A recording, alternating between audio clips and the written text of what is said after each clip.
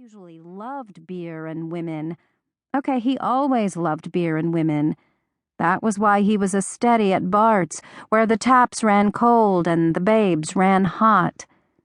He'd come here to pick out a squeeze, cozy her up in a Texas two-step and sweet-talk her into bed, preferably at her place. Then he'd scat before 2, so he could catch a little shut-eye before starting a long day of hard work at his ranch before dawn. As a bachelor, that was his modus operandi. It had worked nicely for years. So why did he suddenly feel bored, disgruntled, and at loose ends? Maybe, he decided with a vague sense of panic, he was getting too old for this shit. The thought no sooner took root in his mind than he shoved it away. Old my ass. He was only 31. He could still work circles around his hired hands, and the women still went for him. Just why they did, Zach wasn't sure, but they did. Always had. He had studied himself in a mirror many times trying to figure it out, and all he saw was a carbon copy of his dad, Frank. Trim, well-muscled build, skin that had turned permanently dark from too much sun, black hair, brown eyes, and the Harrigan nose, which was more along the order of a beak. You sure couldn't call either of us handsome, he decided. Nevertheless, females seemed to be attracted to the package, so he couldn't be over the hill yet. He was just having an off night. Just then the dance ended, and a blonde sexpot left the floor to undulate between the tables toward him. Zach narrowed his eyes on her face. Wake-up call. He knew her. He'd slept with her last Saturday night, an experience he didn't care to repeat. A year ago, some bozo had gotten too rough with her during sex and ruptured her right breast implant, leaving her with serious hang-ups about any kind of pressure on her chest. She didn't want to be hugged.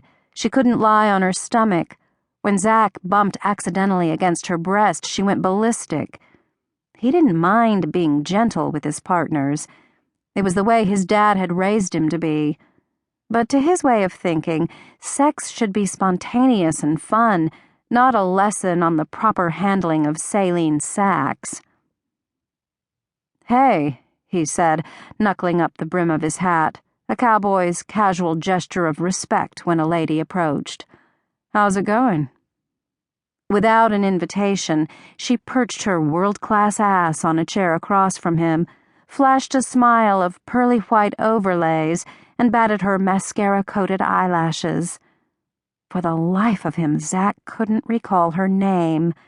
Mary, Sherry, Terry, something like that. Shit. She'd feel insulted, and rightly so, if he couldn't think of her moniker. "I'm feeling sad," she said. "The best dancer in the place is sitting on his duff." The eyelashes did another spider dance. Her baby blues locked on his. "I thought you might at least come over to my table and say hi." Zach forced his lips into a curve that he hoped would pass for a grin. Terry, that was her name. "It's crowded in here. A pretty little gal like you gets lost in the maze of bodies. I didn't see you when I came in."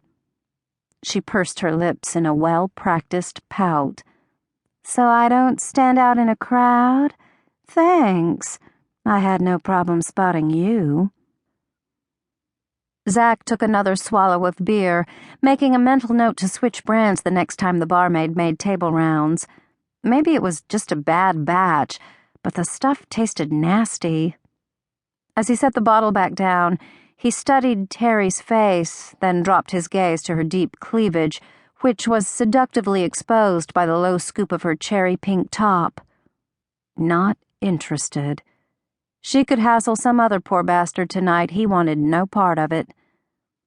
"So, are you with someone?" she asked. "I'm pretty much free for the evening." Probably because every man in the bar had slept with her and knew she was about as much fun as a bad case of the clap. "I'm on hiatus tonight.